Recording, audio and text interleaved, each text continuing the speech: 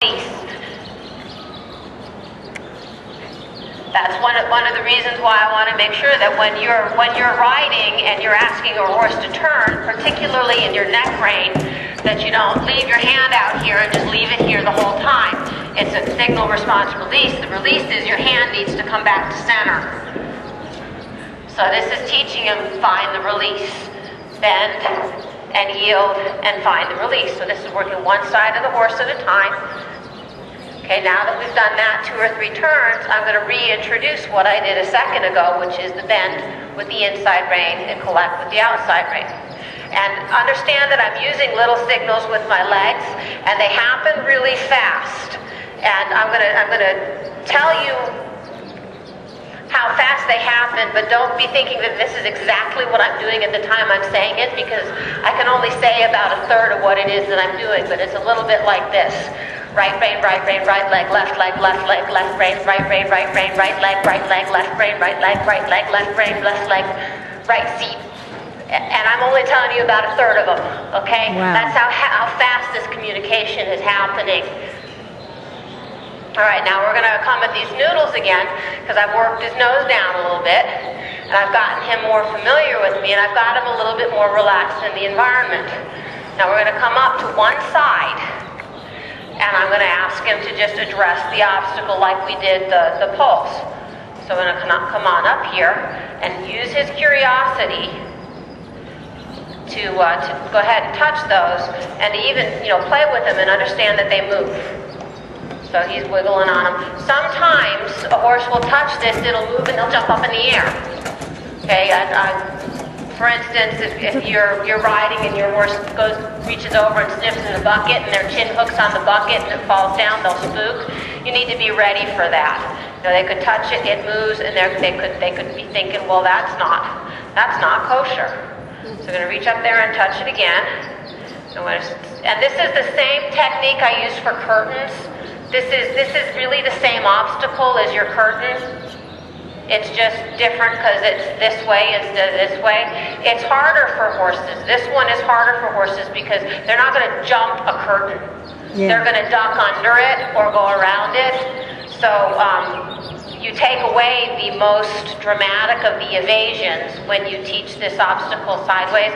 But when you go to teach a curtain, you have to start from the beginning again.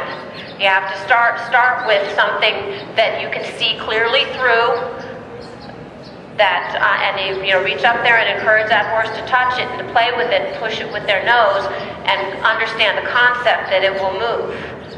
So he took this, and we have to do both sides because each side of the horse is like a different horse. A horse has a very, very poorly formed corpus callosum. That's the part of the brain that connects the left brain hemisphere to the right brain hemisphere.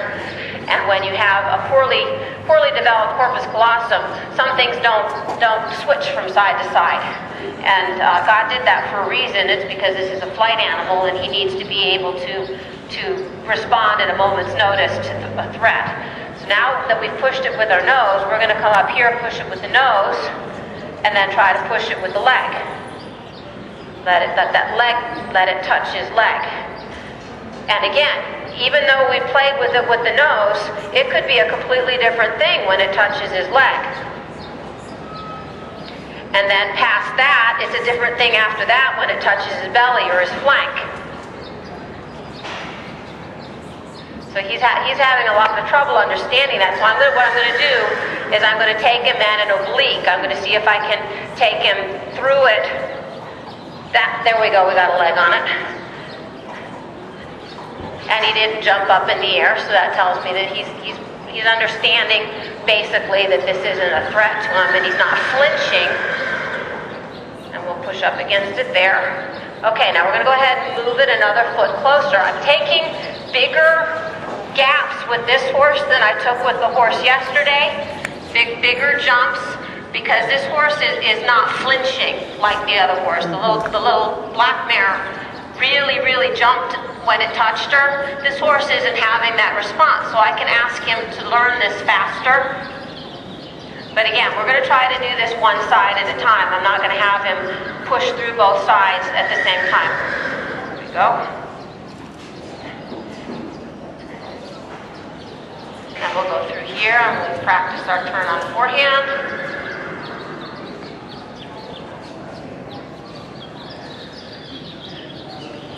And we'll stay close to this same side again, different side on the horse. All right, now go ahead and push it another foot closer. This is a lot closer.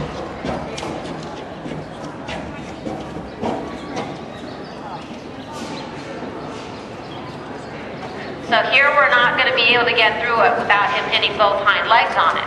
So you have to take into consideration that even though we've had a good deal of success with the front end, when this hits the gaskins, it could cause a leak.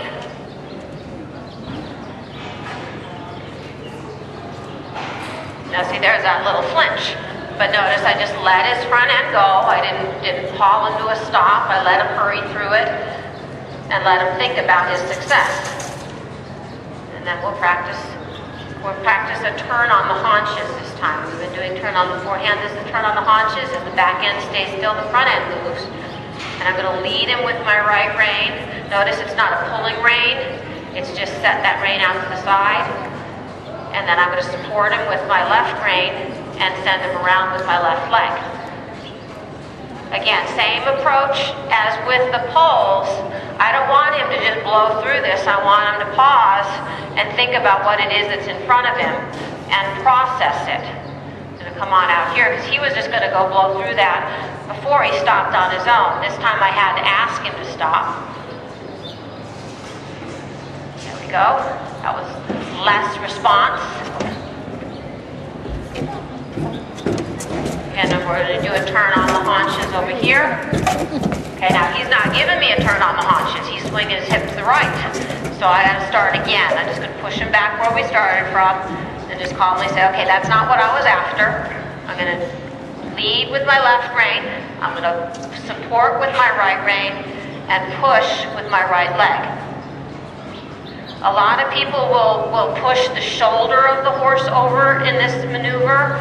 I don't do that. I'm not saying it's wrong. I'm saying it doesn't work for me.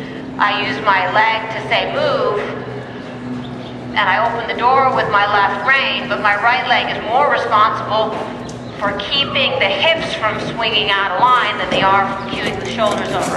The move to cue the shoulders over is the position that I set my hands in. So we're going to try that again. Set my hands over here to the left, and he's swinging his hip to the right.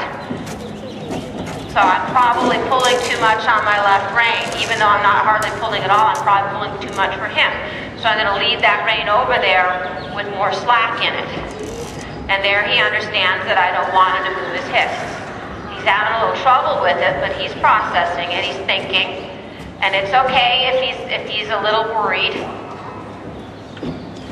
Going to hunt the answer. And again, it's push, response, release. And I'm using a pretty strong spur on him and a pretty strong right rein, but I'm starting soft with every step. I start soft and then I build. And this horse has in him a response that we call sulling up.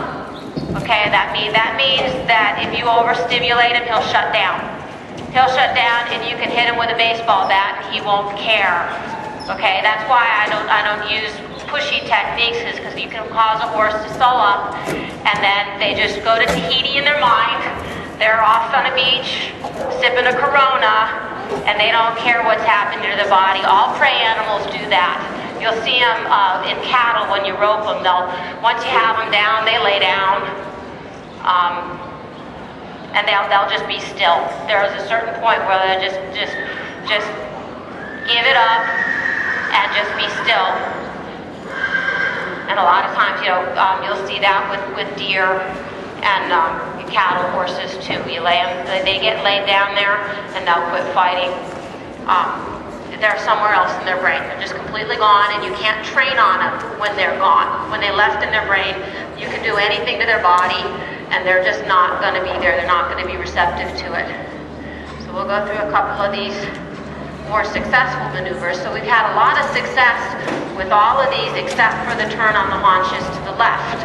The turn on the haunches to the right, I'm not saying they're good, but they're a good start for a horse that's never done these before. He's doing really nicely.